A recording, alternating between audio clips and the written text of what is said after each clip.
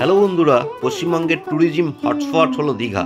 যে দীঘাতে গড়ে উঠেছে জগন্নাথ দেবের মন্দির। এখন দীঘায় বেশি ভিড় হচ্ছে এই জগন্নাথ দেবের মন্দির দর্শনের জন্য। বর্তমানে সমস্ত মানুষ দীঘায় আসছে এই জগন্নাথ দেবের মন্দির দেখার জন্য। চলুন এই ভিডিওর মাধ্যমে আমি ঘুরে দেখাবো জগন্নাথ মন্দির তৈরির ইতিহাস এবং সমস্ত তথ্য বলতে কখন মন্দির খোলা থাকে, কখন মন্দিরে পূজা দেবেন। জগন্নাথ মন্দির বলতে বাঙালির একমাত্র মনে পড়ে উড়িষ্যার পুরী, কিন্তু বর্তমানে দীঘায় জগন্নাথ মন্দির হওয়ায় এখানে মানুষজনের ভিড় অনেক। পশ্চিমবঙ্গের পূর্ব মেদিনীপুর জেলায় এই দীঘাতে মানুষ ছুটি কাটানোর জন্য একটা সেরা ঠিকানা। 2018 সালে 20 ডিসেম্বর পশ্চিমবঙ্গের মুখ্যমন্ত্রী মমতা ব্যানার্জি ঘোষণা করেন দীঘায় জগন্নাথ মন্দির তৈরির ব্যাপারে। প্রথম দিকে জমি নিয়ে একটু সমস্যা থাকলেও পরে রেল স্টেশনের পাশেই 20 একর জায়গা পাওয়া যায় এই মন্দির তৈরির জন্য। আচ্ছা বন্ধুরা, চলো আমরা মন্দিরের একবারে সামনের গেটে চলে এসেছি। আমরা মন্দিরে প্রবেশ করি, তারপর বাকি কথাগুলো তোমাদেরকে বলবো। এই দেখো, এটা হচ্ছে মন্দির প্রবেশ করার সামনের গেট। এই গেট দিয়ে মানুষকে প্রবেশ করতে হয়, পাশে জুতো খুলে রাখতে হয়। আচ্ছা চলো আমরা ভেতরে প্রবেশ করে গেছি, এবারে বাকি কথাটা শুনে নাও। 2022 সালের এপ্রিল মাস থেকে এই মন্দিরের নির্মাণ কাজ শুরু হয়। এই মন্দিরের নির্মাণ কাজ দেওয়া হয় হিটকো বলে একটা কোম্পানি। প্রায় 250 কোটি টাকা বরাদ্দ করা হয়েছে এই মন্দির তৈরি করার জন্য। অবশেষে এই বছরই 2025 সালের 30 এপ্রিল অক্ষয় তৃতীয়ার দিন এই মন্দির উদ্বোধন করা হয়। পরপর 7টি মন্দির আছে। একদম ভিতরে রয়েছে নিম কাঠের তৈরি জগন্নাথ দেবের মূর্তি, পাশে বলভদ্র এবং দেবী সুভদ্রা। মন্দিরের স্থাপত্যর ব্যাপারে যতই বলবো কম বলা হবে। রাজস্থান থেকে বেলে পাথর নিয়ে এসে এই মন্দির তৈরি করা হয়েছে। তোমরা নিশ্চয়ই দেখতে পারছো কি অপূর্ব দৃশ্য। দেখো বন্ধুরা, কত অপূর্ব দৃশ্য চারিদিকটা, দেখলে মন মোহিত হয়ে যাবে।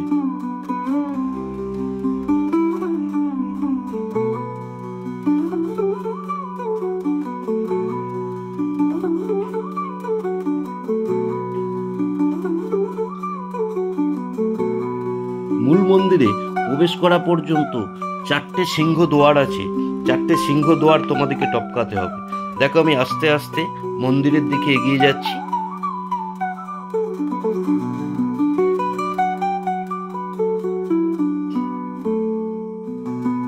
চলো তোমরা আমাদের সঙ্গে এই মন্দির উপভোগ করো।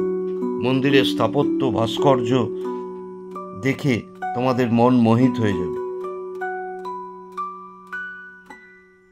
প্রচুর মানুষজনের ভিড়, প্রচুর।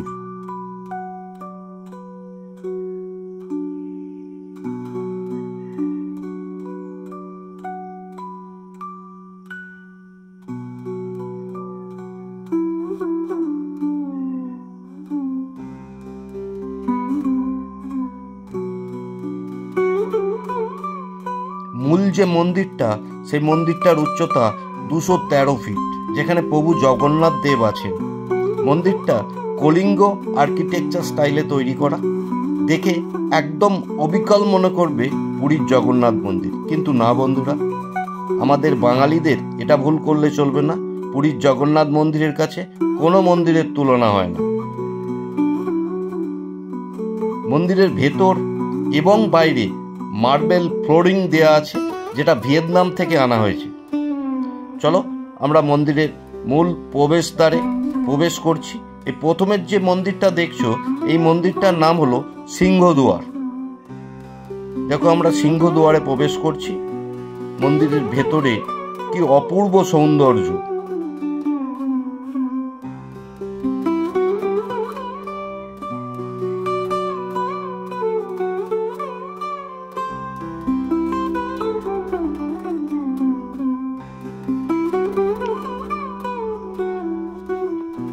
সিংহদুয়ারের পরের যে মন্দিরটা, এই মন্দিরটাকে বলা হয় ভোগ মন্দির বা ভোগ মণ্ডপ। আমরা এবারে এই ভোগ মণ্ডপে প্রবেশ করব। তবে ভোগ মণ্ডপের আর সিংহদুয়ারের মাঝে কি সুন্দর জলাশয় রয়েছে একটা, যেখানে পদ্ম ফুল ফুটে রয়েছে। তোমাদেরকে এটা দেখাবো, দেখে নাও তোমরা।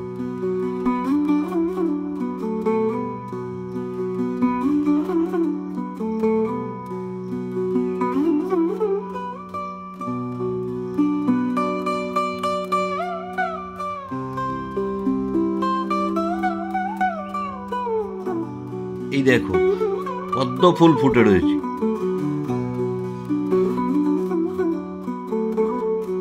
এবারে আমরা প্রবেশ করছি ভোগ মন্দির বা ভোগ মণ্ডপে।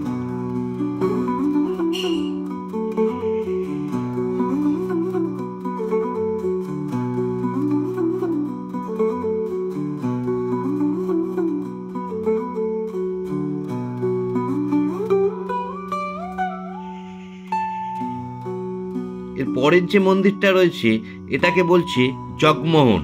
এই জগমোহন মন্দিরটা এখন বন্ধ আছে, যদি পরে ওপেন করে তখন তোমাদেরকে আমি সেই ভিডিও নিয়ে আসবো আবার।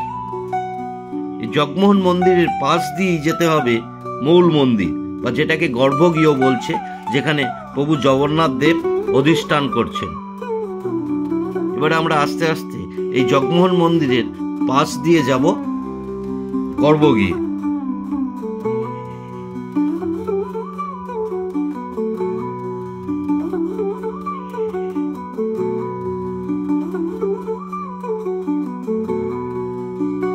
চলো বন্ধুরা, জগমোহন মন্দিরের পাশ দিয়ে যে রাস্তাটা, এই রাস্তাটায় আমরা যাচ্ছি। এরপরে আমরা যাব প্রভু জগন্নাথ দেবের যেখানে অধিষ্ঠান করছে সেই মন্দিরটায় গর্ভগৃহে।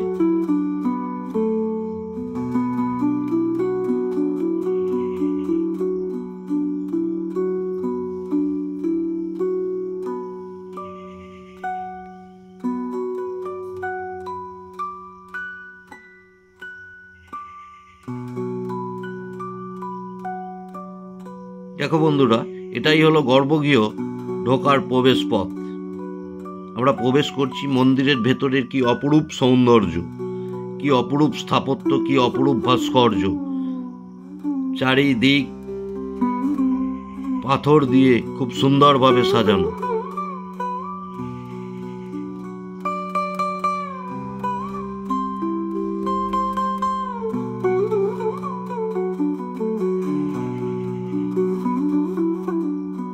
তোমরা শুধু স্থাপত্য ভাস্কর্যগুলো একটু দেখো। এরপর আমরা প্রবেশ করছি প্রভু জগন্নাথ দেবের গর্ভগৃহে। দেখো, এই যে প্রভু জগন্নাথ, পাশে বলভদ্র এবং দেবী সুভদ্রা।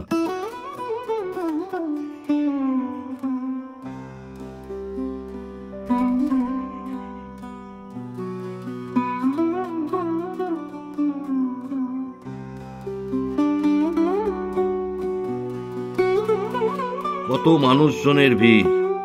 আমি একদম সামনে গিয়েছিলাম তোমাদের জন্য ছবিটা খুব সুন্দরভাবে তুলবো বলে, একদম সামনে গেছি। দেখো,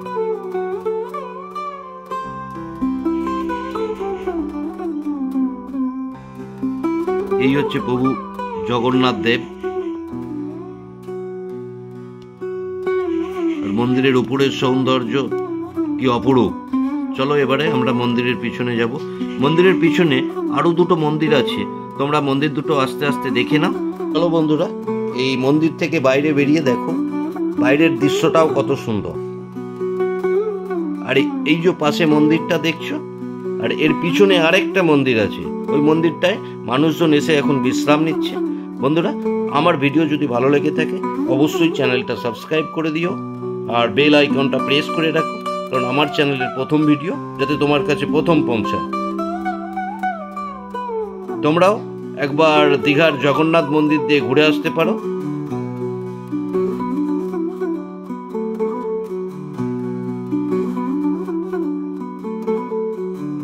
সর্বশেষ আমাদের প্রভু জগন্নাথ দেবের মন্দিরটা আমি দেখাবো, দেখিয়ে আজকের ভিডিওটা আমি শেষ করব। আবার আসছি দীঘার সমুদ্র সৈকতের ভিডিও নিয়ে ঠিক কিছুদিন পর।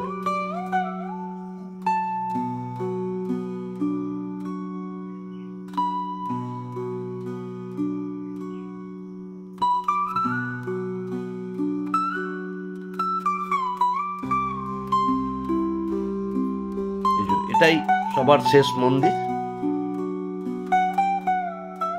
আর এটা প্রভু জগন্নাথ দেবের মন্দির। টাটা।